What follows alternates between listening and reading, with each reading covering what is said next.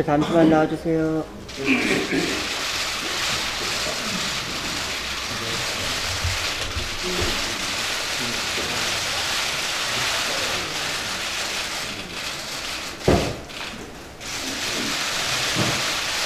추미애 당대표의 특혜선언으로 더불어민주당 제225차 최고위원회 회의를 속개하겠습니다. 네, 회의를 속개하겠습니다. 추미애 당대표의 발언이 있겠습니다. 더불어민주당은 이번 지방선거를 통해 막중한 사명을 부여받았습니다. 민주당은 앞으로 평화, 민생, 경제를 중심으로 개혁 입법에 박차를 가해 구체적인 성과로 국민의 지지에 보답해 나가겠습니다. 우선적으로 검경 수사권 조정 등 사법개혁을 중심으로 민생 법안 설계 만들을 기하겠습니다. 국민 모두가 체감하는 경제 회복을 위해 당정청이 똘똘 뭉쳐 제2노미트 실천으로 본격적인 경제 회의에 나설 것입니다. 또한 판문점 선언 지지 결의안을 조속히 통과시켜 북미 정상회담에서 재차 확인된 판문점 선언을 국회 차원에서 확실하게 뒷받침하도록 해야 할 것입니다. 그러기 위해선 무엇보다 국회 정상화가 우선입니다. 다행히도 자유한국당이 반성하고 있습니다. 그러나 자유한국당이 반성의 진정성을 가지려면 정상국회를 즉시 철회하고 국회 정상화부터 해야 한다는 것입니다. 국민의 지지가 확인된 평화와 민생 현안에 대해 전향적인 협력을 당부드립니다. 국민에게 신뢰받는 정당으로 거듭나 주시기 바랍니다. 더불어민주당 역시 야당과의 협치를 더욱 노력할 것이고 오직 국민을 위한 정치로 정치권 전체의 신뢰 회복을 위해 노력하겠습니다. 국민의 압도적인 지지에 당대표로서 무거운 책임감을 거듭 밝힙니다. 국민께서 보내주신 지지에 바닥하고 기대에 부응하기 위해서는 당선자들은 당선의 기쁨을 잠시 내려놓고 신기인정해 주시기 당부드립니다. 더불어민주당 당선자들은 각급 지방정부에서 대통령의 자치분권 선언에 걸맞은 자치와 분권의 태세를 갖춰주시기 바랍니다. 우선 예산과 인사, 정책과 사업에 있어서 지역의 기득권이 아니라 지역 국민을 중심에 놓고 수립해 주시기 바랍니다. 둘째, 부정부패와 기득권 등 지방 적폐와도 일전을 각오해야 할 것입니다. 이를 위해 각 지방정부가 반부패 윤리 선언을 선도하고 이를 지방의회와 시민단체 등과 협력하는 체제를 만들어 가주시길 당부드립니다. 셋째, 지방의회의 다수당이 된 집권여당으로서 책임성과 투명성을 갖추어야 할 것입니다. 의장 선출 및 의회 구성에 있어서 불법이나 비리가 발생하지 않도록 각별히 주의해 주시기 바랍니다. 당의 방침을 준수해 주셔야 할 것이고 당은 즉각 방침을 내도록 하겠습니다. 당은 기초단체장과 지방의원들을 대상으로 행정과 의정 능력, 윤리의식을 제고할 당 차원의 프로그램을 마련할 것입니다. 국민의 기대가 높고 큰 만큼 더불어민주당 지방정부와 의회는 한턱더 높은 윤리의식과 경계심을 가져야 할 것입니다. 당은 지방정부의 불법과 비리, 해당 행위에 대해 무관용의 원칙으로 엄격하게 처리할 것이라는 것을 분명히 밝혀드립니다. 국민의 지지가 식지 않도록 더욱 낮은 자세와 함께 스스로에게 더욱 엄격해져야 할 것입니다. 관련해서 당내 논의를 거쳐 당의 방침을 받아야 할 예정입니다. 김명수 대법원장이 대법원의 사법행정권 남용 의혹에 대한 검찰 수사에 협조 의지를 밝혔습니다. 내부 징계도 착수해 사법행정권 남용에 가담한 법관들에 대한 징계 절차를 착수하고 일부는 재판 업무에도 배제시켰습니다.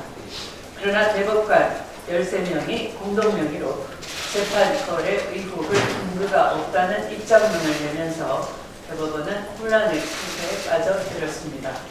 대법관들의 입장문은 그 내용과 형식 모든 면에서 부적절한 발표였다고 사료됩니다. 대법관들 중 일부는 의혹이 제기된 재판 당시 법원 행정처장이었거나 혹은 주요 재판 당시 대법관이 아니어서 의혹의 진위를 알 수 없는 경우가 대부분이었습니다.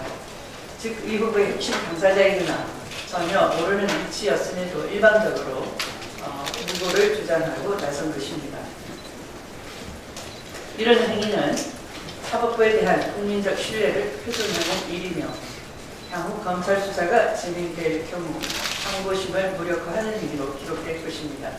대법관들이 이미 실시된 권위를 내세우며 국민의 사법적인 요구를 더 이상 외면해서는 안 될 것입니다.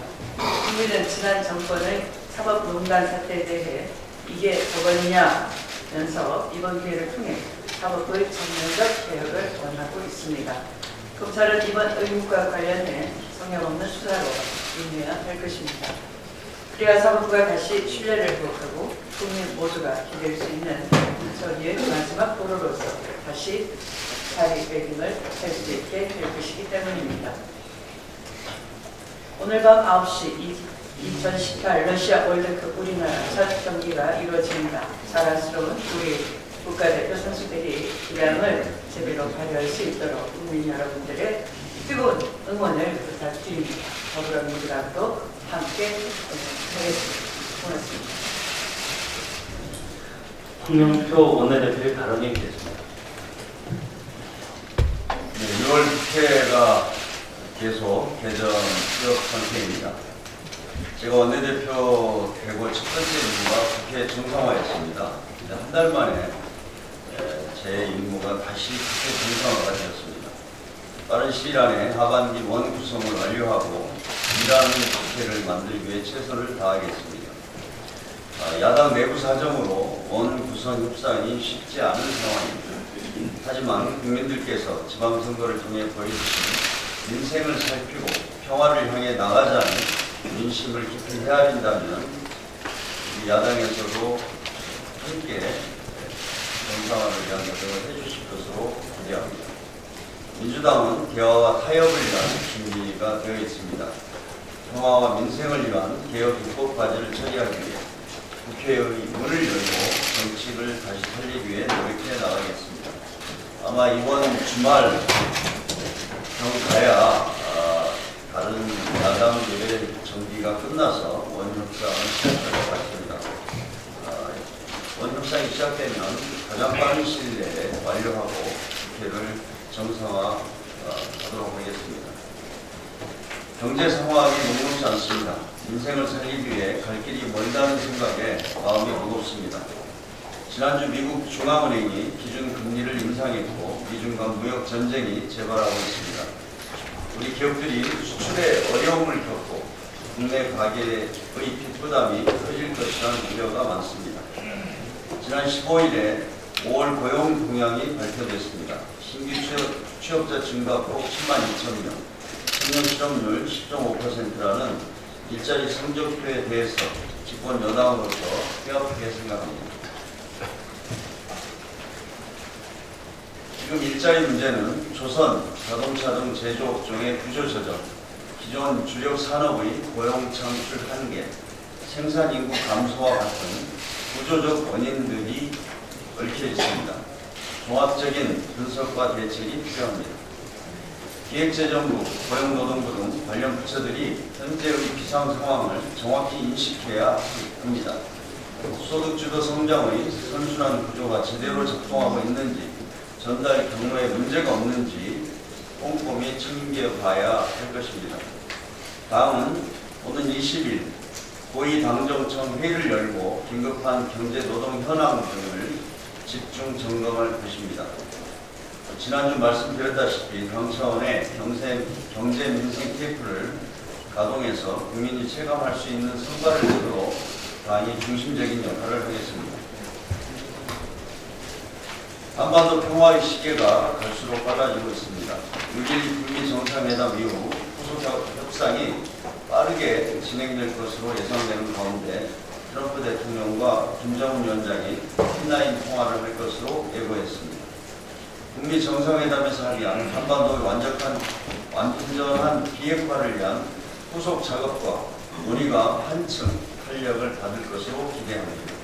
앞서 폼페이오 미 국무장관이 앞으로 북한의 비핵화 과정에 문재인 대통령이 주도적 역할을 요청했습니다. 대통령뿐만 아니라 대한민국의 역할이 더욱 중요해졌고, 이에 우리 국회도 그에 맞는 적극적 역할을 해야 할 것입니다. 여야를 뛰어넘는 초당적 협력을 통해 판문점 선언을 제대로 이행하고 한반도 통합체제 구축을 뒷받침할 수 있도록 노력하겠습니다. 네, 다음 윤관석 최고위원의 발언이 있겠습니다.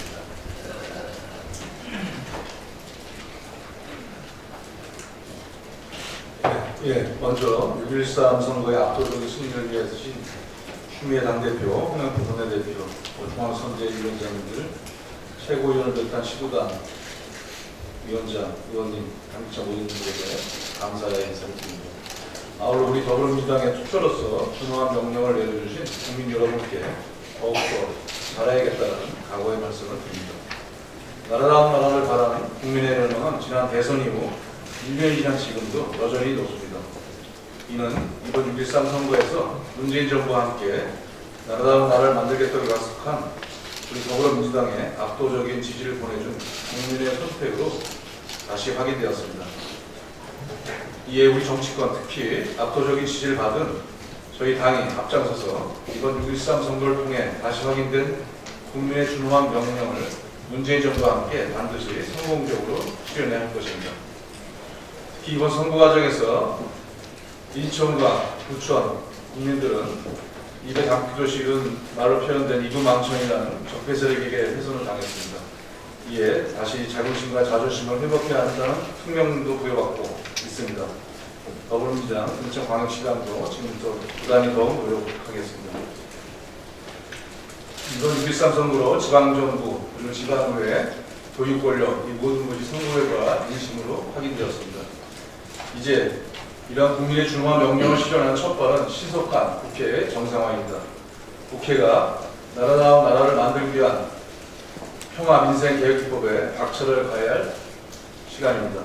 이를 위해 선거 참패에 의해 후폭풍 수습에 여력이 없더라도 야당의 20대 국회 후반기 원구성 협상 및 국회의장 등 구성에 신속하게 적극 협력해 줄 것을 촉구합니다. 이상입니다. 네, 이것으로 회의를 비공개로 전환하겠습니다.